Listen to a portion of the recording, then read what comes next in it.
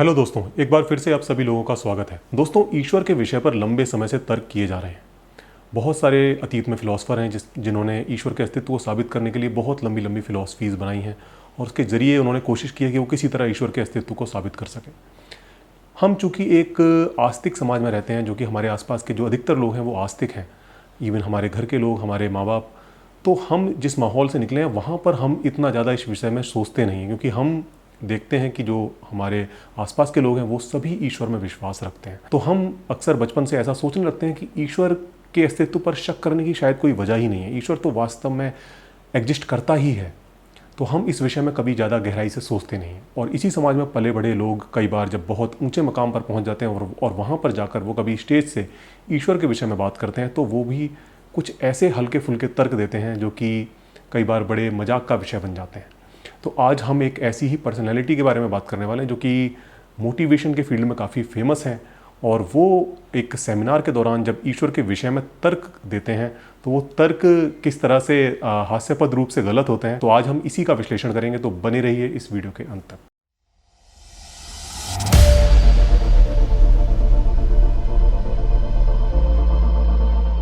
तो दोस्तों, आज इस फेमस पर्सनालिटी के विषय में हम बात करने जा रहे हैं, वो हैं सोनू शर्मा। सोनू शर्मा एक फेमस मोटिवेशनल स्पीकर हैं जिनके यूट्यूब पर ही लगभग 7 मिलियन से ज़्यादा सब्सक्राइबर्स हैं, और ये मोटिवेशन के फील्ड में काफ़ी बड़ा नाम है। और बहुत बड़े बड़े जो ब्रांड्स हैं, बहुत बड़ी बड़ी जो कंपनियां हैं, वो इनको अपने एम्प्लॉयज़ को ट्रेन करने के लिए इनको बुलाती हैं, और ये बहुत बड़े बड़े सेमिनार्स लेते हैं जिनको हज़ारों लोग अटेंड करते हैं। तो ये काफ़ी फेमस पर्सनैलिटी हैं इस फील्ड के अंदर। तो मेरे कुछ मित्रों ने इनके कुछ वीडियोज़ मेरे को भेजे थे, और ख़ासतौर पर एक जो इनका वीडियो जो है जो कि गॉड की एग्जिस्टेंस पर है, और जिसके विषय में कई मित्रों ने मुझसे अनुरोध किया था कि मैं इस पर एक वीडियो बनाऊँ। तो आज इसी वीडियो के विषय में बात करने वाला हूँ। ये वीडियो है जहाँ पर वो कोई एक सेमिनार ले रहे हैं लोगों का, एक स्टेज पर है वो, और वहाँ से वो जो है गॉड की विषय में बात करते हैं, गॉड की एग्जिस्टेंस के विषय में तर्क देने शुरू करते हैं। और वो शुरुआत करते हैं, उनका कहना है कि यदि आप नेटवर्क मार्केटिंग के फील्ड में सक्सेस होना चाहते हैं तो आपको गॉड की एग्जिस्टेंस पर विश्वास रखना बहुत ज़रूरी है, यानी आपको ईश्वर पर आस्था होनी बहुत ज़रूरी है। यहाँ से वो बात की शुरुआत करते हैं, और आइए देखिए अपने बात को साबित करने के लिए वो क्या तर्क देते हैं। 15 करोड़ बंदर 15 करोड़ टाइपराइटर पे 15 करोड़ सालों तक यूं ही चटर पटर करते रहे, क्या यह संभव है कि एक गाना बन जाए? नहीं, एक गाना भी अपने आप नहीं बन सकता यार।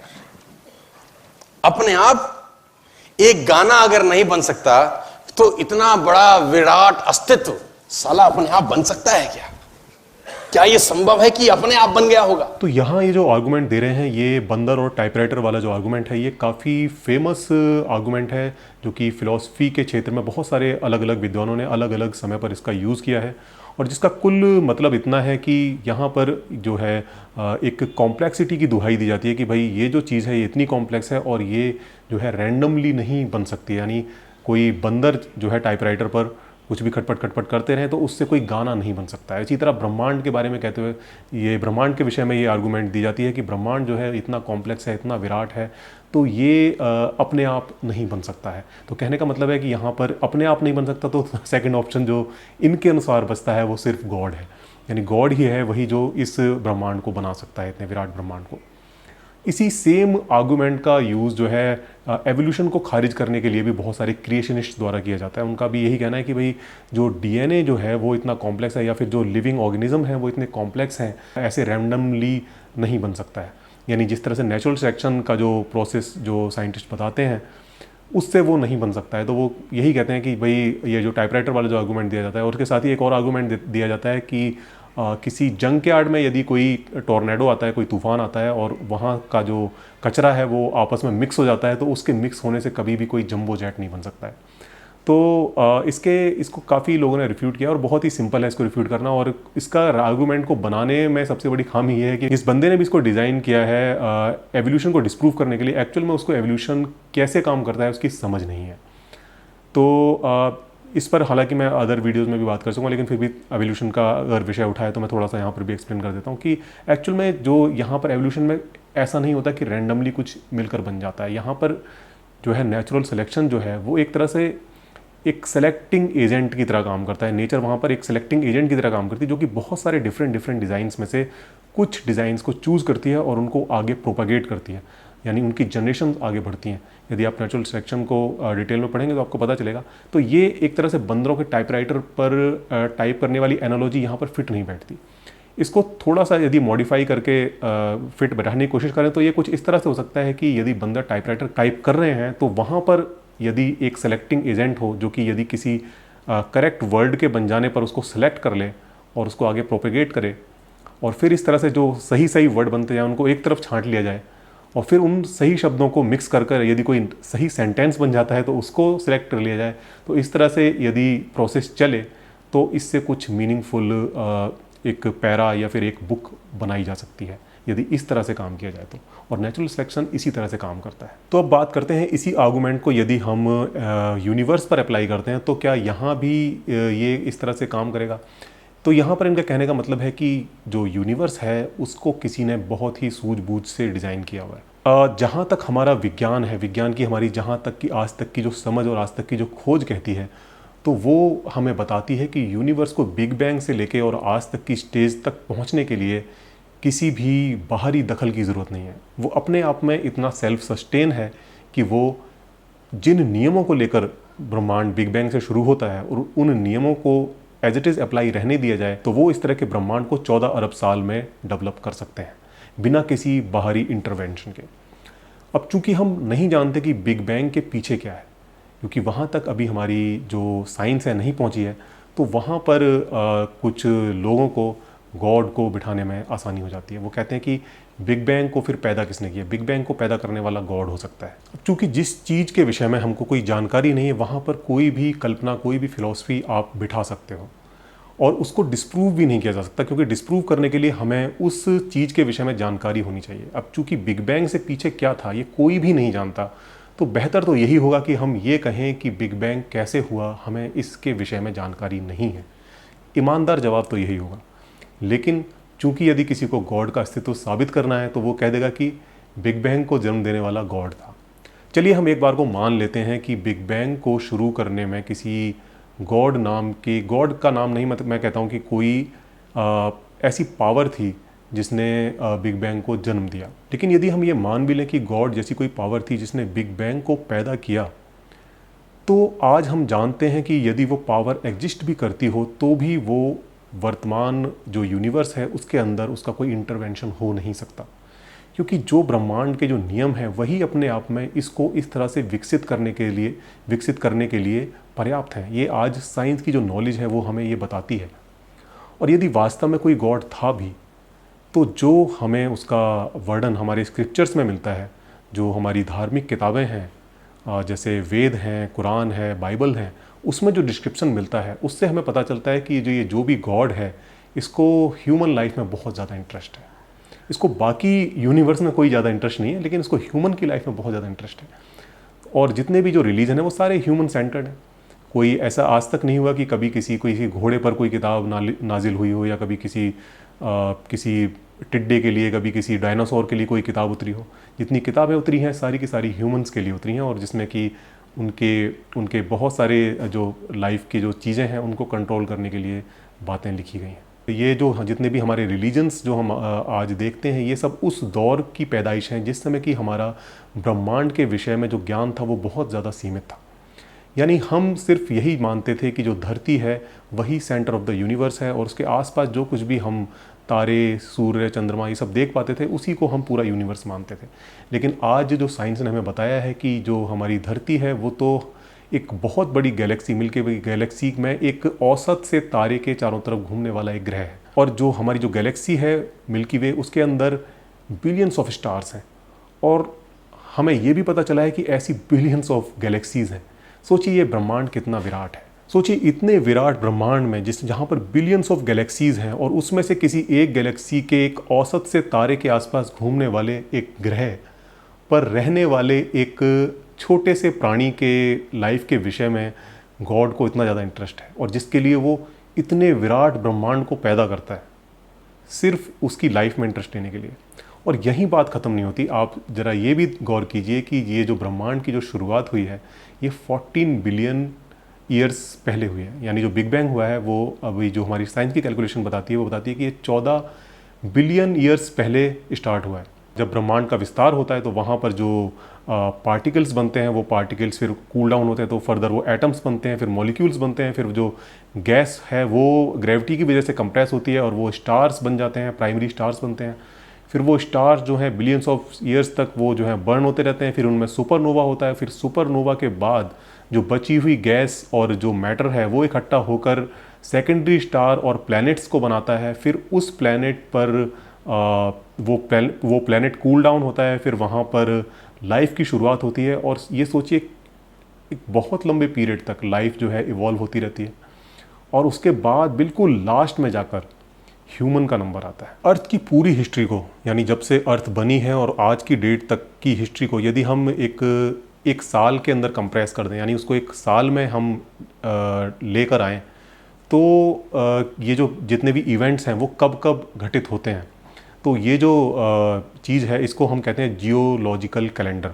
और ये जियोलॉजिकल जो कैलेंडर है ये हमें बताता है यदि हम अर्थ की हिस्ट्री को एक साल के अंदर कंप्रेस कर देते हैं तो धरती पर जो जीवन की शुरुआत है, यानी 1 जनवरी को सोचिए कि धरती जो है फॉर्म होना शुरू होती है, तो यहाँ पर जो है 20 फरवरी को जाकर जीवन की शुरुआत होती है, यानी पहला जो है लिविंग ऑर्गेनिज्म यहाँ पर बनता है और वहाँ से फिर जो है ये सफ़र होता हुआ जाता है और जाकर दिसंबर में किसी डेट पर जाकर जो है हमें मल्टी सेलुलर ऑर्गेनिज्म देखने को मिलते हैं।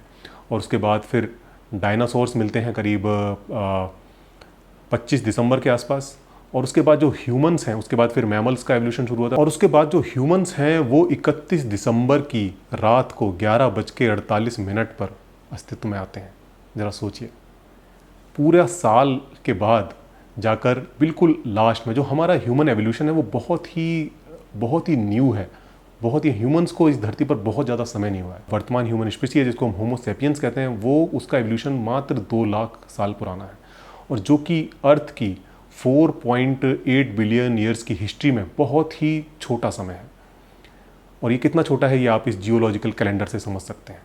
सोचिए इतने समय तक इतने सारे जीव पैदा होते रहे और इतनी सारी जो स्पीशीज़ थी जो कभी इस धरती पर पाई जाती थी वो सभी लुप्त हो गई। और उसके बाद में जो ह्यूमन बिल्कुल जो लास्ट में आता है उसके लिए जो है गॉड किताबें भेजता है। ये अपने आप में कितनी हास्यास्पद बात है। यानी गॉड यदि उसका जो उद्देश्य है, चूँकि उद्देश्य उसका ह्यूमन ही है, क्योंकि आज तक किसी अदर एनिमल के लिए तो कोई किताब नहीं आई, कोई रिलीजन शुरू नहीं हुआ, तो अल्टीमेटली यदि हम ये समझें तो गॉड का जो है उद्देश्य जो था इस ब्रह्मांड को पैदा करने का वो यही था कि लास्ट में जाके ह्यूमन आएगा और तब मैं उसके लिए किताबें उतारूँगा। तो ज़रा सोचिए कि यदि कोई वास्तव में सूझबूझ वाला, यदि कोई खुदा है, कोई ईश्वर है जो कि इस ब्रह्मांड को जिसने सूझबूझ से पैदा किया है, तो सोचिए वो कितनी बड़ी उसने मूर्खता की है। कोई सूझबूझ वाला ईश्वर क्या ऐसे ब्रह्मांड को पैदा करेगा कि जो 14 बिलियन ईयर्स तक जो है जिसका एवोल्यूशन होता रहे, उसके बाद लास्ट में जाकर एक स्पीशी इवॉल्व हो और जिसके लिए फिर वो किताबें भेजे। अर्थ की हिस्ट्री में जो जितनी भी स्पीशीज़ जो है इस धरती पर कभी रही थी उनमें से मोर देन 99% स्पीशीज़ अब जो हैं वो लुप्त हो चुकी हैं। अभी जो वर्तमान में हम जो स्पीशीज़ को देख पा रहे हैं वो 1% से भी कम है। यानी टोटल अर्थ की हिस्ट्री में जो अभी तक की जो स्पीशीज़ हैं यदि हम उनकी बात करें तो ज़रा सोचिए कि एक ईश्वर इतनी सारी स्पीशीज़ को पैदा करता है, उनको लुप्त कर देता है और उसके बाद में जो है ह्यूमंस के लिए फिर वो किताबें भेजनी शुरू करता है। अगर वो ईश्वर वास्तव में बुद्धिमान है, वास्तव में समझदार है और वो सूझबूझ से सिर्फ उसका उद्देश्य यही है कि मुझे एक ह्यूमन जैसी स्पीशी बनानी है और उसके लिए फिर मुझे किताबें भेजनी, तो उसको इतना लंबा चौड़ा रास्ता इख्तियार करने की क्या ज़रूरत है? क्या वो सीधे सीधे एक सन बनाता, उसके चारों तरफ प्लैनेट्स बनाता, उसमें से एक प्लैनेट पर जीवन बनाता और उस जीवन को भी इतने लंबे प्रोसेस से गुजारने की ज़रूरत क्या थी? क्या वो सीधे सीधे ही कुछ स्पीसीज़ के साथ ह्यूमंस को पैदा नहीं कर सकता था? इन सब चीज़ों पर यदि हम विचार करें तो हमें पता चलता है कि वास्तव में जो ब्रह्मांड का जो जन्म हुआ है उसमें ईश्वर भी चाहे तो वो भी चाहकर कुछ कर नहीं सकता है, या फिर हम कहें कि उसके पास यही एक रास्ता है। यदि उसका उद्देश्य यह है कि उसे लास्ट में ह्यूमन तक पहुंचना है, ह्यूमन को पैदा करना है, तो उसके पास यही एक रास्ता है कि वो एक बिग बैंग से शुरुआत करे और शुरुआत करके वो फिर बैठा देखता रहे कि क्या हो रहा है, क्योंकि उसके बाद वो कुछ भी नहीं कर सकता है। यही एक रास्ता है कि यहाँ से वो शुरुआत करे और उसके बाद इतना लंबा इंतज़ार करे और तब जाकर ह्यूमन आ सकता है। लगता है ईश्वर भी मजबूर है इस ब्रह्मांड के नियमों के आगे। उसके पास भी कोई शॉर्टकट नहीं है, कोई छोटा रास्ता नहीं है जिससे कि वो सीधे ह्यूमन तक पहुँच सके। उसको भी इतने लंबे रास्ते को तय करना उसकी मजबूरी है। तो यदि वास्तव में यदि हम मान भी लें कि कोई ईश्वर है, तो वो ईश्वर इसी तरह का हो सकता है जो कि इस ब्रह्मांड को पैदा कर दे और उसके बाद फिर बैठकर देखे। वो खुद चाहकर भी इसमें कुछ हस्तक्षेप नहीं कर सकता। इन्हीं सब बातों पर विचार करते हुए कुछ फिलोसफर्स का ऐसा मत था कि ईश्वर एक ऐसे वॉचमेकर की तरह हो सकता है जो कि घड़ी के पुर्जों को बनाता है, घड़ी के पुर्जों को सेट करता है, उनको असेंबल करता है और उसके बाद उस घड़ी में चाबी भरकर उसको छोड़ देता है और उसके बाद वो घड़ी अपने आप अपने जो भी उसके अंदर मैकेनिकल पार्ट्स हैं उनके अनुसार गति करती है। तो ब्रह्मांड में यदि कोई ईश्वर है वास्तव में यदि हम माने, तो वो इसी तरह का हो सकता है जो कि बिग बैंग को जन्म दे और उसके बाद उसको छोड़ दे। और इस तरह का जो ईश्वर होगा वो बिल्कुल निरपेक्ष होगा, उसको ब्रह्मांड की किसी भी घटना से कुछ लेना देना नहीं। उसने जो काम करना था उसका वो काम उसने कर दिया और उसके बाद अब उसको जो भी घट रहा है वो अपने आप ही घट रहा है। 17th सेंचुरी के famous Dutch philosopher Bharuch Spinoza ने एक ऐसे ही ईश्वर की परिकल्पना की थी जो कि बिल्कुल निरपेक्ष है, जिसको कोई फर्क नहीं पड़ता कि ब्रह्मांड में क्या घट रहा है। तो यदि वास्तव में इस ब्रह्मांड को जन्म देने वाला कोई गॉड हो सकता है तो उसके लिए बेस्ट कैंडिडेट स्पिनोजा गॉड ही है। लेकिन हमारी स्क्रिप्चर्स में जिस गॉड का वर्णन हमें मिलता है वो स्पिनोजा गॉड जैसा तो बिल्कुल भी नहीं है, क्योंकि उसको तो यूनिवर्स के हर इवेंट से बहुत ज़्यादा मतलब है, खासतौर पर ह्यूमन लाइफ से तो उसको बहुत ही ज़्यादा जुड़ाव है। ये वाला जो गॉड है जो कि हमारी स्क्रिप्चर्स में हमें मिलता है, ये वाला गॉड हमारे गलत कामों पर हमें दंड देता है, हमारी प्रार्थनाओं पर प्रतिक्रिया देता है, हमारे अच्छे कामों पर हमें पुरस्कार देता है।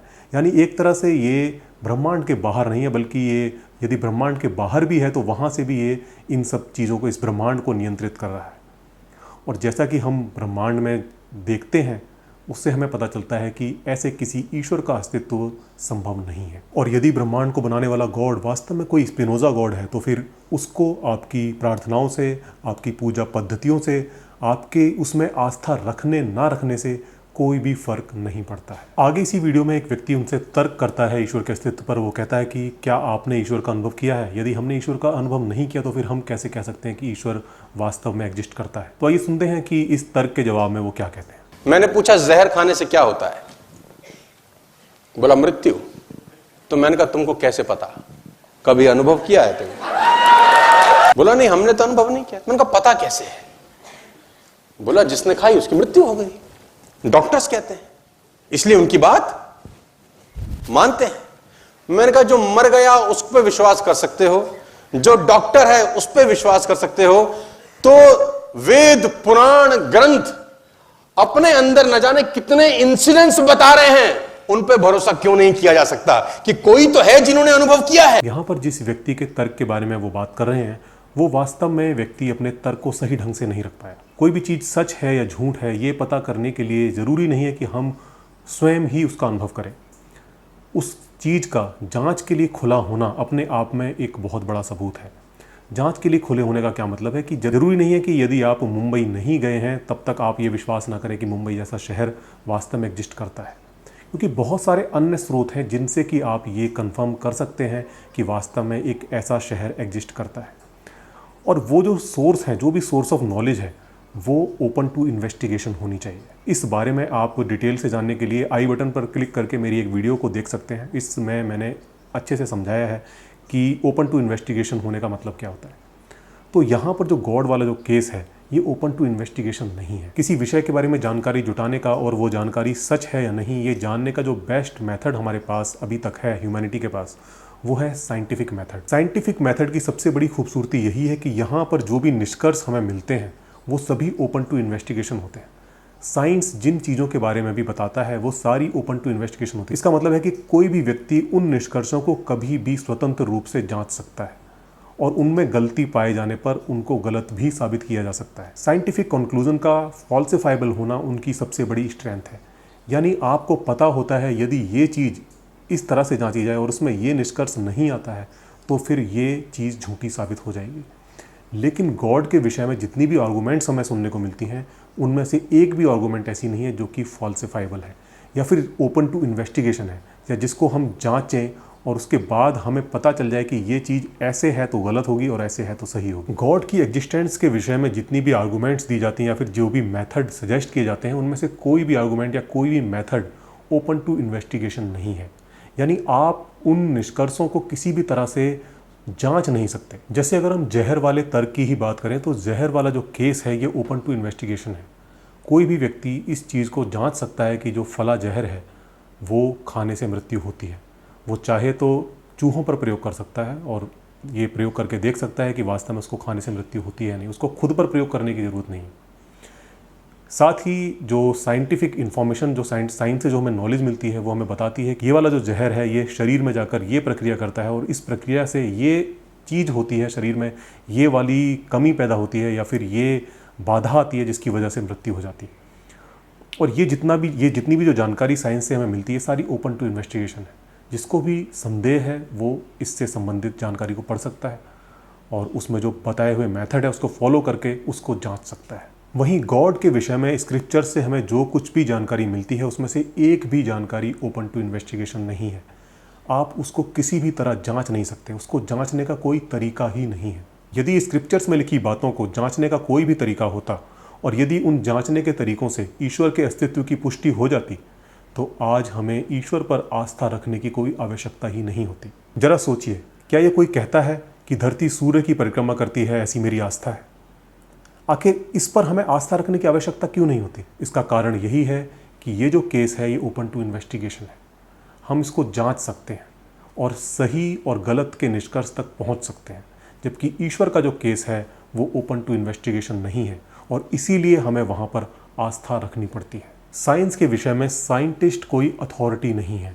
यानी कहने का मतलब है कि साइंस में साइंटिस्ट जो भी कह रहा है उसके शब्दों को हमें सच मानने की आवश्यकता नहीं है। साइंटिस्ट जो भी तथ्य सामने रखते हैं उन रिसर्चेज को आप पढ़ सकते हैं, उनको समझ सकते हैं, उसमें कमियां खो सकते हैं, उन प्रयोगों को दोहरा सकते हैं और यही चीज़ जो है साइंटिफिक फैक्ट्स को विश्वसनीय बना देता है। आगे फिर वो ईश्वर के अस्तित्व को साबित करने के लिए कुछ और तर्क देते हैं। आइए सुनते हैं वो आगे क्या कहते हैं। मैंने बोला ये नारियल का पेड़ है, 50 फुट पे नारियल लगा है, मोटर ढूंढो कि पानी नीचे से ऊपर जाता कैसे। 50 फुट पे वो नारियल लगा है, अब तुमको मोटर ढूंढनी है कि पानी नीचे से, कौन किसका बाप बैठा है नीचे जो पानी को नीचे से ऊपर ले जाता है और 50 फुट पे नारियल के अंदर जाके टपका देता है। अब ये वाला जो तर्क है ये बहुत ही ज़्यादा बचकाना है।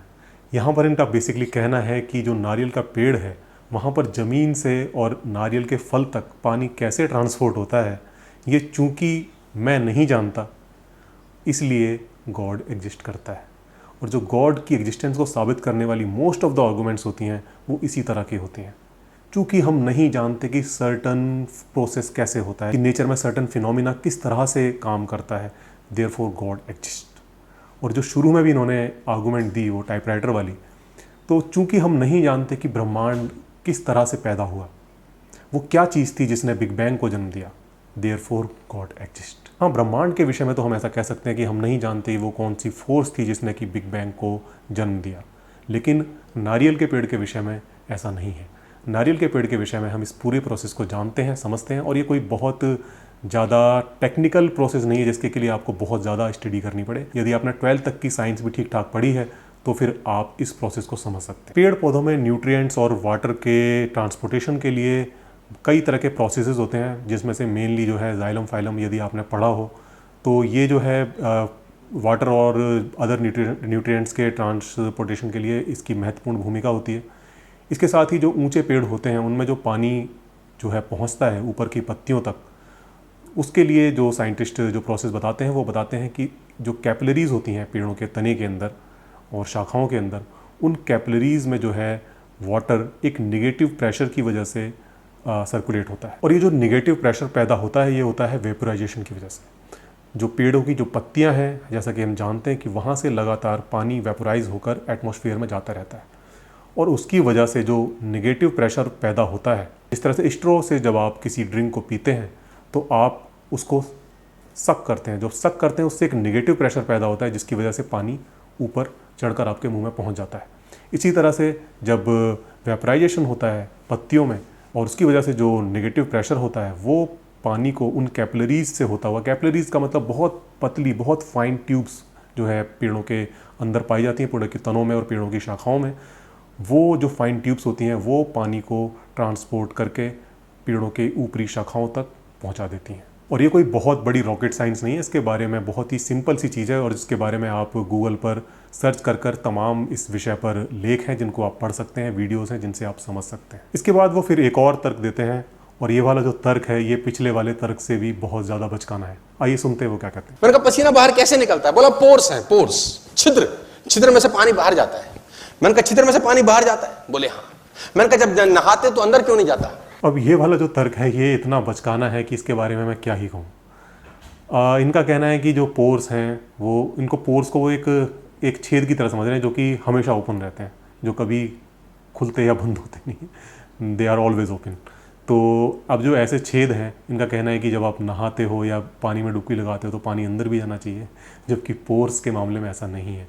पोर्स जो है वो एक तो हर समय ओपन नहीं होते, जिस समय हम स्वेट करते हैं उस समय पोर्स ओपन होते हैं और वहाँ से जो है पसीने के रूप में पानी रिलीज़ होता है। लेकिन बावजूद इसके यदि आप पसीना भी आपको आ रहा है और यदि आप पानी में डुबकी लगाते हैं तब भी पानी आपके अंदर नहीं जाएगा। और उसका रीज़न ये है कि जो पोर्स हैं वो they act like a one way valve. Valve के बारे में यदि आपने पढ़ा हो तो आपको पता होगा कि वॉल्व एक ऐसी चीज़ है जहाँ पर जो कि फ्लो को एक साइड में ही जाने दे सकता है, उसके विपरीत डायरेक्शन में जो है फ्लो पॉसिबल नहीं होता, जहाँ पर भी एक वॉल्व का मैकेनिज्म है। वॉल्व कैसे काम करता है इसको आपको एक सिंपल रूप में आगे यदि मैं आपको समझाना चाहूँ तो आपने देखा होगा आपके घर पे परफ्यूम है।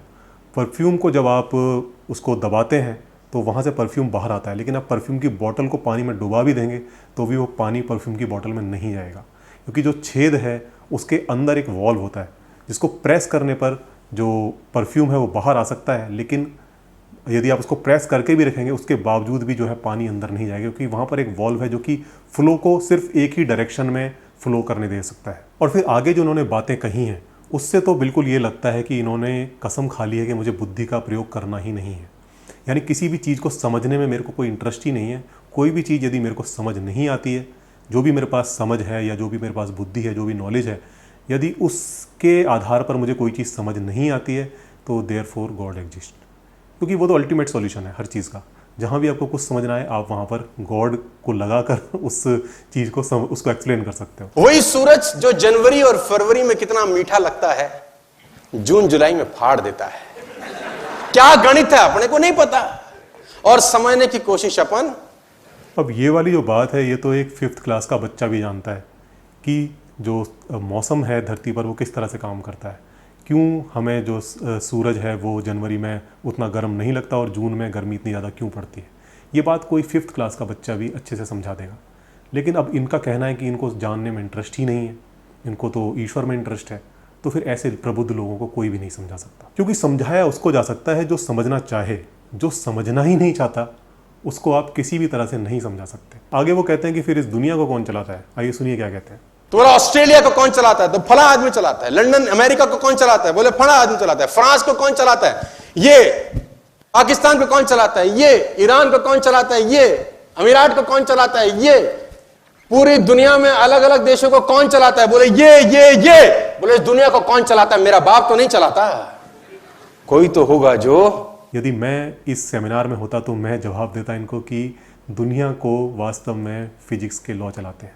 जो नेचर के जो लॉ हैं वो इस दुनिया को चलाते हैं। उसको चलाने के लिए गॉड को हस्तक्षेप करने की कोई भी ज़रूरत नहीं है। यदि आप इन नियमों को पढ़ सकें, समझ सकें, तो आपको खुद पता चल जाएगा कि ये दुनिया कैसे चलती है। और इसीलिए साइंस इतना इंटरेस्टिंग सब्जेक्ट है, क्योंकि हमें बताता है कि दुनिया कैसे काम करती है। इस पूरे लेक्चर में यदि किसी एक बात से मैं इनकी बहुत ज़्यादा सहमत हूँ तो वो ये वाली बात है, जरा सुनिए। मैं आपको बताना चाहूंगा, और एक बड़ी कमाल की चीज उसने अपने हाथ में रखी हुई है। वो शरीर का विकास तो करता है, बुद्धि का नहीं करता। लेकिन आपका तो कहना है कि हम समझते नहीं हैं और हम समझना भी नहीं चाहते, तो जनाब फिर बुद्धि का विकास कैसे होगा? तो दोस्तों, आपको भी यदि अपनी बुद्धि का विकास करना है तो सवाल पूछिए, जिज्ञासु बनिए और किसी भी चीज़ को किसी के वर्ड्स पर एक्सेप्ट मत कीजिए। उसके बारे में पढ़िए, उसके बारे में समझने की कोशिश कीजिए। और यदि आप इन्हीं की तरह, और ये लाइव एग्जांपल है हमारे सामने, यदि आप इन्हीं की तरह किसी भी चीज़ को गॉड पर डालकर छोड़ देंगे या उसके लिए उसको गॉड को जिम्मेदार मानकर बैठ जाएंगे तो आपकी बुद्धि का विकास तो नहीं होने वाला है। बाकी कुछ भी होगा लेकिन बुद्धि का विकास नहीं होगा। तो दोस्तों, आपको भी यदि बुद्धि का विकास करना है तो सवाल पूछिए, जिज्ञासु बनिए, नए नए विषयों के बारे में जानिए, पढ़िए और आस्था मुक्ति चैनल देखते रहिए। मिलते हैं जल्दी एक नई वीडियो में, तब तक के लिए good bye and take care.